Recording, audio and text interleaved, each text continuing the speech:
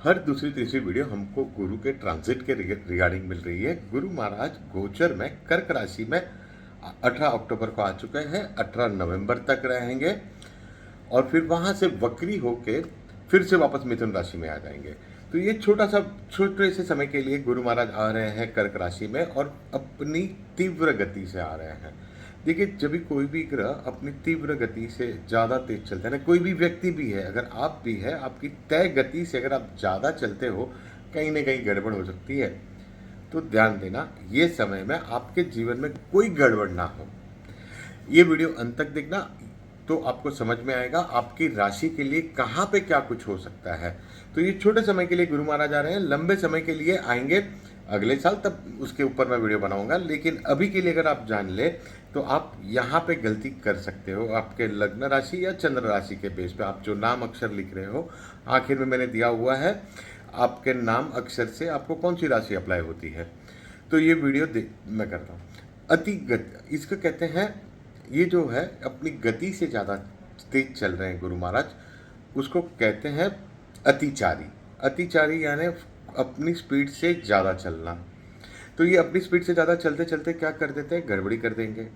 पहले गुरु को समझते हैं। गुरु ग्रह को इतना महत्व क्यों है, तो पृथ्वी से तीसरे नंबर पे आने वाला ग्रह है, जो अपने से पृथ्वी के आउटर में तीसरा होता है।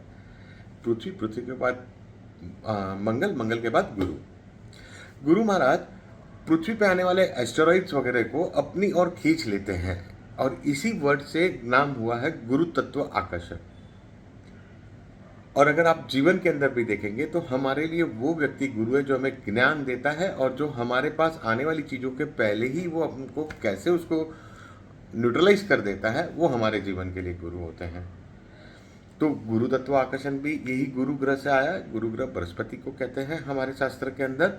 और ये ग्रह को इतना महत्व क्यों है, पहले वो समझना जरूरी है। यानी जब कभी भी आप कोई भी एस्ट्रोलॉजर को सुनते रहेंगे तो आपको बताएगा कि गुरु आपको है तो आप बच जाओगे। क्या हर बार हम बच जाते हैं? तो जब अतिचारी का समय होता है तो कहीं ना कहीं कुछ ना कुछ गड़बड़े हो सकती है। गुरु साल में 150 दिन तक, यानी आधे साल तक अपने जो तय समय एक राशि में रहने के में, उसमें आधे समय तक वो अतिचारी रहता है। उसके बाद थोड़ी उसकी गति धीमी हो जाती है। तो अब आते हैं मेन टॉपिक पे। मेष राशि है। मेष राशि के जातक को ध्यान देना है कि उनके जीवन में घर, गाड़ी या कुछ भी ऐसे रिलेटेड कोई काम कर रहे हैं तो उसमें कुछ गड़बड़ी हो सकती है, उसके डॉक्यूमेंटेशन में कुछ गड़बड़ी हो सकती है। उसके बेसिस पे आगे चल के उनको लॉस हो सकता है। यानी इन्होंने कोई सौदा किया रहेगा मेष राशि वालों ने कि घर लेना है या गाड़ी लेनी है, तो हो सकता है सौदा कैंसिल हो सकता है या उनको महंगी कीमत में लेना पड़े। वृषभ राशि के जातकों के लिए कम्युनिकेशन के इश्यूज रहेंगे। कम्युनिकेशन नहीं हो पाएगा उनके पास से और वो कहाँ ना कहीं मिस कमिटमेंट में फंस सकते हैं। मिथुन राशि के दूसरे भाव से लेके पहले भाव का ये प्रभाव रहेगा। दूसरे भाव में जहाँ से हम परिवार देखते हैं तो पारिवारिक कुछ फंक्शन जो रहेंगे जिसके अंदर तुरंत कुछ फैसले करने पड़ेंगे और उसकी वजह से वो फंक्शन के अंदर वो पूरा उसके अंदर इन्वॉल्व नहीं हो पाएंगे और कहीं ना कहीं डिसअपॉइंटमेंट आएगा। कर्क राशि के जातक के लिए 12वें भाव से गुरु लग्न में आ रहा है, यानी कहीं ना कहीं उनके शत्रु ही उनके लिए अपॉर्चुनिटी लेके आएंगे और वो अपॉर्चुनिटी इनको मिल सकती है, तुरंत मिलेगी और जिसमें से वो बाहर आ सकेंगे। बाहर तुरंत अभी नहीं आएंगे, लेकिन ये चीज़ के ये अभी जो भी आपके जीवन में घटना घटेगी उस सब के आफ्टर इफेक्ट्स आपको अगले साल 2026 में जुलाई में मिलेंगे। जुलाई के बाद से मिलना चालू हो जाएंगे। फिर सिंह राशि के लिए सडनली कोई ऐसी चीजें होगी जिसकी वजह से इनको लाभ हो सकता है। पोजीशन में आप मान के चल सकते हैं कि इनको कोई पोजीशन प्रॉमिस की गई रहेगी कंपनी की तरफ से, तो वो पोजीशन में इनको डिमोशन होने के बाद प्रमोशन या प्रमोशन के बाद डिमोशन कुछ भी हो सकता है। देखिए, कोई भी चीज़ मैं यहाँ पे आपको बता रहा हूँ तो 100% आपकी राशि के साथ होना जरूरी नहीं है। उसके पीछे का कारण है कि आपकी दशा क्या चल रही है, आपके गोचर के ग्रह कैसे चल रहे हैं,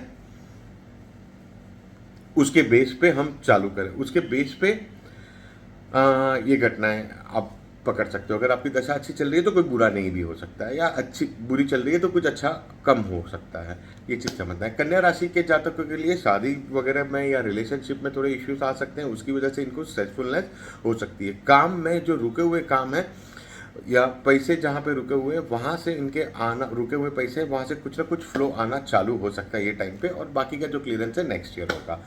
ये अभी जो काम कर रहे हैं कन्या राशि वाले, उनके फल उनको जुलाई के बाद नेक्स्ट ईयर मिलना चालू हो जाएंगे।